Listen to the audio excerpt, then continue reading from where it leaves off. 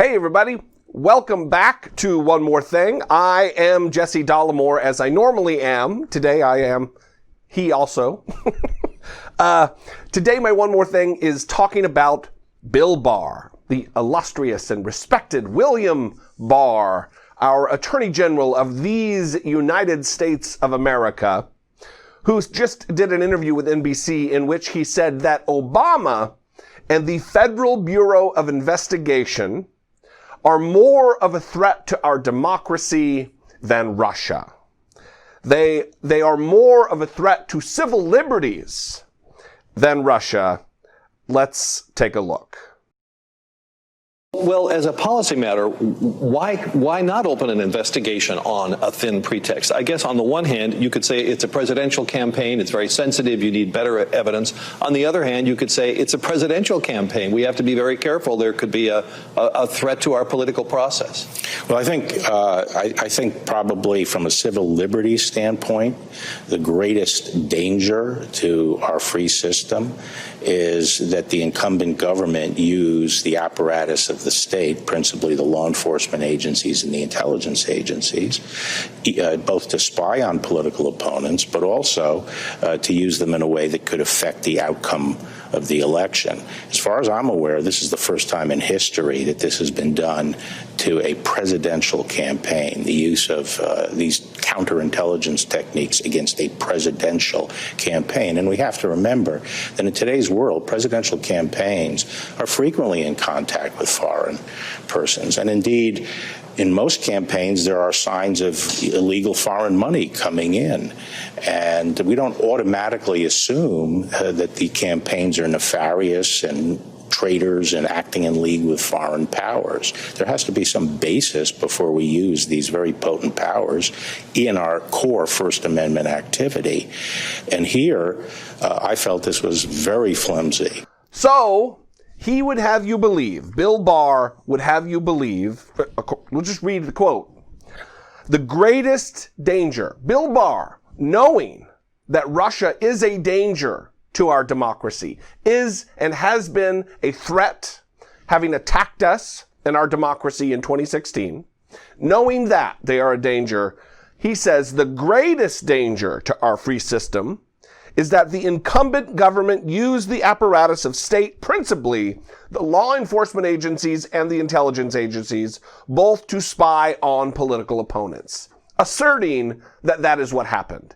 In the face of, and in contradiction to, Horowitz, the Inspector General of the Justice Department, who just released a 400-page report on the activities, the FISA warrants, the origins of this investigation into the Trump campaign, which wasn't necessarily about the Trump campaign. It started with some of the people they put in place, like Carter Page.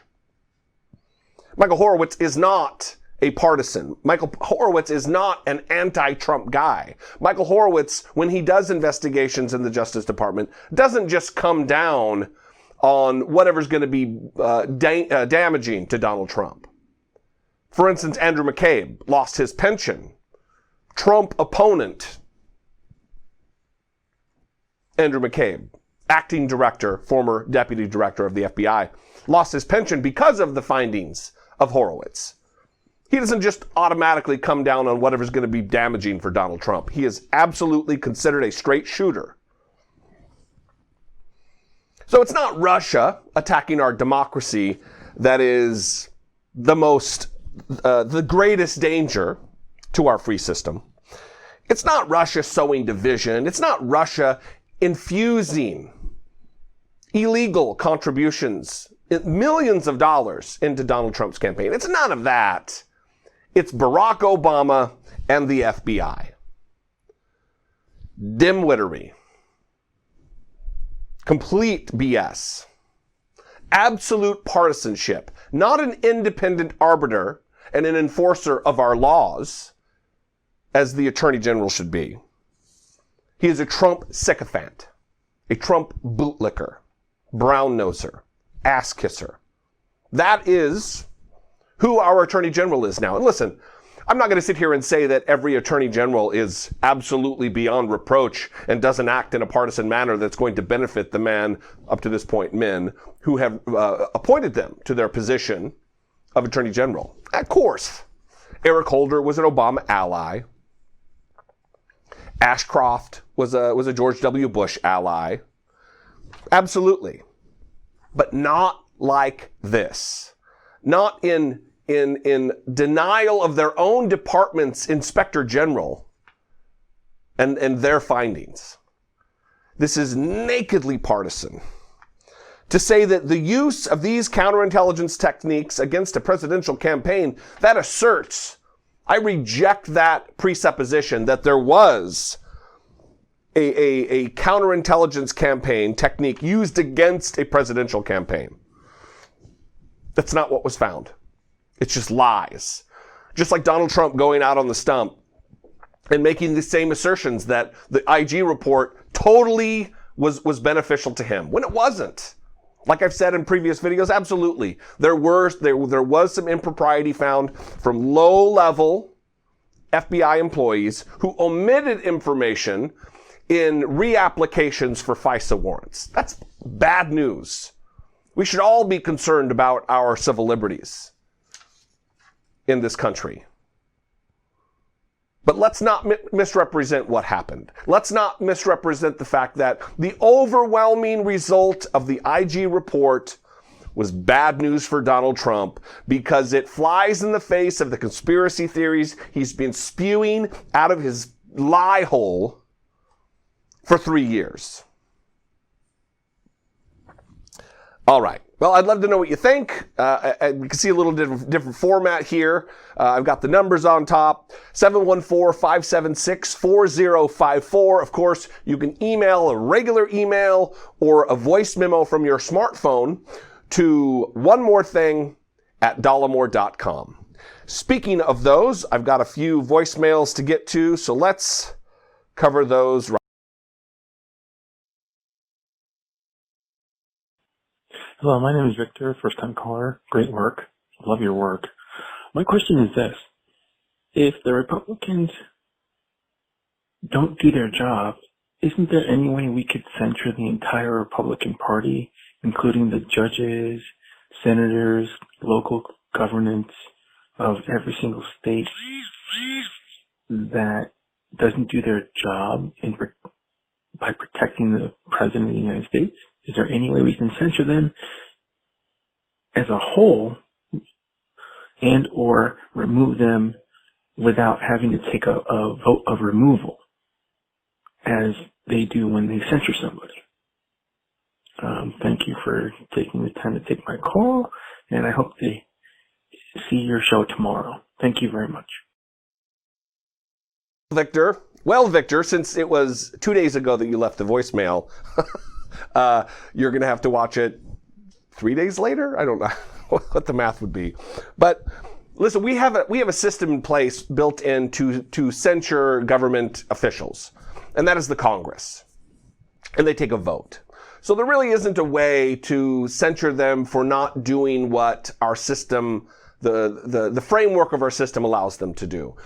The only way and the ultimate way to do so, punish them, censure them, send them a message, is through the electoral process, is to vote them out of office.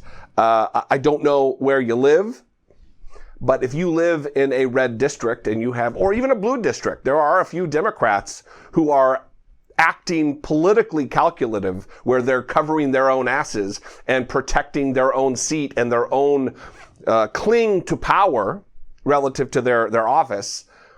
If you live in one of those districts, then absolutely vote that person out. Find someone to primary them. Encourage someone to primary them, because that is the ultimate censure. Is that, you know what? You're not doing your job. We're going to fire you as the electorate. You're out of here. We're going to find somebody else to do the job because you're not getting it done. But as far as a formal system of censure, it's within the body itself. Like the House of Representatives censures its own members. The Senate censures its own members. I don't think there's ever been a case of the House of Representatives censuring, because they don't have any power over the other body, censuring someone in the Senate. So, yeah, I mean, it is certainly a concern, but ultimately, again, I've been accused of being too optimistic. I do have faith in the system. I do have faith in our constitutional system. And I think that, we're seeing it right now. Donald Trump just had rejected, he's still working through the courts, having it rejected that he not be able to turn over his taxes. The judiciary is working. Our constitutional system is working. Slowly, but it is working. So, thanks for the call, Victor. Appreciate it very much. This is something I talked about the other day when I quoted from the call transcript summary. We got a call about it, and I'm gonna show you something that a congresswoman put up. It's fantastic. Hey, Jesse, big fan here in California. I have a point to make. When Donald Trump was on the phone asking for a favor, though, seems to be left out of the conversation, the word though. If they brought up the word though after favor, that shows bribery, because the word though means for something, to just for something. And in the impeachment hearings, they're not bringing up, only a couple did, but they're not bringing up the word though. And when we ask for a favor though, it's just like if you say, hey, yeah, I'll pay you $1 million, but you gotta do me a favor though. I mean, that's like, that's, why aren't they bringing that up? I don't understand. Maybe you can help. Thanks. I completely agree. It's something I've been talking about. In fact, yesterday, Congresswoman Mary Gay Scanlon from Pennsylvania, I think the 5th District of Pennsylvania, she posted a picture on Twitter that I think is fantastic. Let me get to it here. My mouse is acting stupid. This picture here. This is from the transcript of the call summary. From the transcript summary of the call with him and President Zelensky, Volodymyr Zelensky from Ukraine. This is his portion of it. Trump says, I would like you to do us a favor, though. I, meaning the Trump, you, meaning Ukraine, us, Trump campaign, favor is investigate my opponent, and though the operative word here, the word of action here, then I will release the aid. Huh? If you ask me, hey, Jesse, I see you got a bunch of that merch. Those Treason 45 shirts and those Dollemore Daily shirts. I'm going to buy some of those from you. And I say, I need you to do me a favor, though, before I'll sell those. The though indicates before I sell those. If I had a box of something that I was going to sell that would benefit you, whatever it is, and hey, I want to buy those from you, that box of stuff that's in your house. And I say, okay, I need you to do me a favor, though. What would you think? That I'm going to sell those to you and the favor's unrelated? No, it's nonsense. You would think, oh, the sale of that's going to benefit me is predicated upon whatever favor I have going on here. Anyway, it's ridiculous.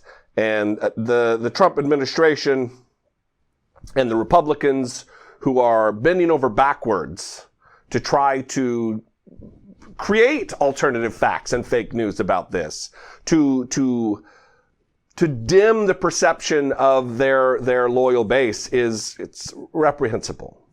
Next call, someone who disagrees with me. This I like. I like dissent. I when I did a live stream the other day, I took a question about why I hate Donald Trump, and I don't mind answering the tough questions, quote unquote. I don't mind dissent, and I especially like dissent from members of the own party, like-minded individuals, because of this. because we're going to have to get back to a time where just disagreeing doesn't mean the other person is terrible.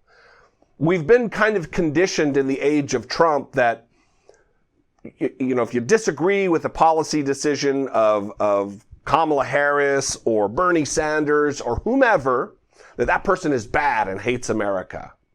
Not so much with Democrats, but it's certainly, I see it kind of increasing in how often it happens. And I don't like it. I think we should really get back to taking each other's argument and position in good faith, with fairness and charity, that the person has the best intent at heart. And anyway, this is a call with someone who disagrees with me, and let's take a listen.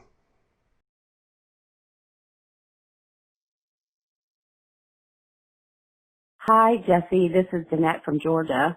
I really enjoy your show. Thank you for all that you do. I did want to disagree with you on the pace of the impeachment inquiry. I think that they should move quickly. I believe that if this were a Democrat, the Republicans would have had the impeachment hearings inside of a week and would have moved on. Everything that's been going on with Trump from day one has just been 3 years of nonstop scandal. And I think that it's just really time for it to come to an end. I think that focusing on this one issue keeps things clear, makes it understandable for most people who don't have time to dig into the details. And I just think that getting it done and over with would be the best thing. You've got several people running for president that are in the Senate that would have to sit, and it would affect the election. So I just feel like getting it over with would be the best thing for America, holding him accountable. Like you said before, through impeachment is the best thing, even if he's not removed. It just indicates that we as a country will not tolerate his corruption.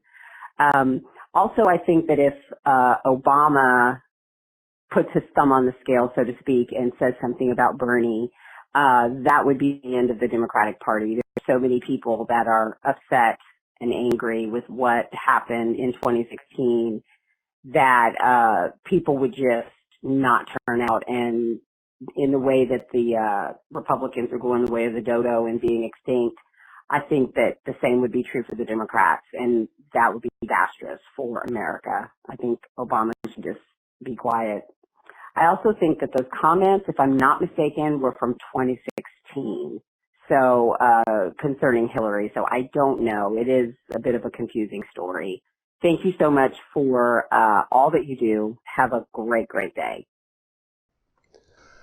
So I agree. With the last part, I agree. I don't think that Obama or really any former president should be inserting themselves into this contentious primary system, especially after what happened last election cycle with Hillary Clinton and Bernie and the superdelegates and the DNC really getting caught red-handed, diverting resources relative to Bernie's campaign and really focusing them on Hillary Clinton. I agree with that. As far as the pace, see, this is obviously Jeanette agrees with me. She agrees with the vast majority of Democrats and people who are a proponent of Donald Trump being impeached and removed from office. But it's the pace. I understand the arguments that we should do this fast, that the integrity of our next election is at stake. I understand that. I agree with that those things are very important. But we're talking about setting a precedent for future presidents hundreds of years into the future. We're not just talking about Donald Trump, getting rid of Donald Trump. Obviously, that's the net effect, immediate. But we have to look at the health and future of our republic here. And as far as your point, Jeanette, about making it simple so everybody can understand, from a strategy standpoint, yeah, that's great. We do need people to understand it because it's going to fuel the end result that we really want, which is pressure on the United States senators to do the right thing.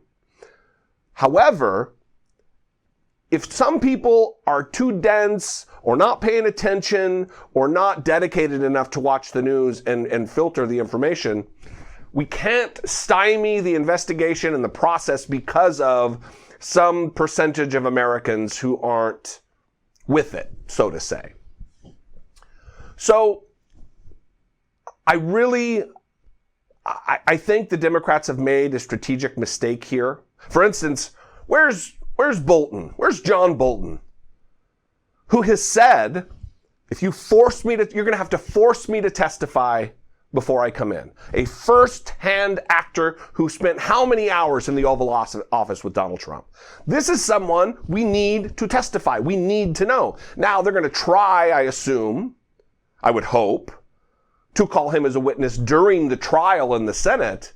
But then there's going to be all the maneuvering and whether or not even Democrats will go along with that in the Senate. There's all kinds of questions when during the investigation, that should have been endeavored. That should have been undertaken. Several other witnesses. Why not go to court? They're making the same mistakes that everybody has criticized Bob Mueller about. Why didn't he force the issue and try to get Donald Trump in a room face to face? Not these written answers where like 40 times he said, I don't recall. And I just think, respectfully, I think the Democrats are making a bad move. And I don't know why. I don't know if it's because of the election that's close and they don't want to risk pushing it into after the election. I don't know. I don't know what the motivation is, but it is definitely something that we're going to pay for relative to not removing Donald Trump. Because as it stands now, I don't see public opinion shifting unless something major comes out. I don't see public opinion shifting that quickly, that drastically, that quickly. So thank you for the call. I appreciate it. I appreciate everybody who took the time to write in, call in, send in voicemails, comment on the videos. It is integral to us moving forward that we dialogue like this. I hate that word dialogue, but that we talk to one another, that we have these conversations that are tough, that we disagree when we disagree.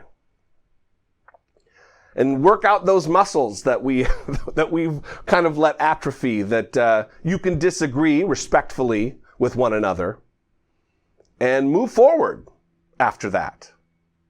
Having hashed out what your differences are and say, yeah, I understand your point. I come at it from a different angle. I think that's a beautiful thing. Anyway, that is it. That's all I had for today. I appreciate you guys.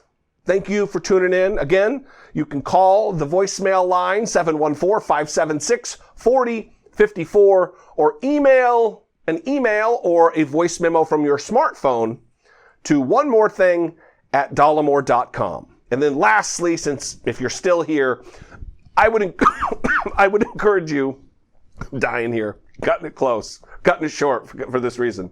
I would encourage you that if you're in a position to help support the channel, help support independent media like me, not if it's going to be an imposition, not if you don't have the money, not if you're going to be stretching yourself financially, do not do it then.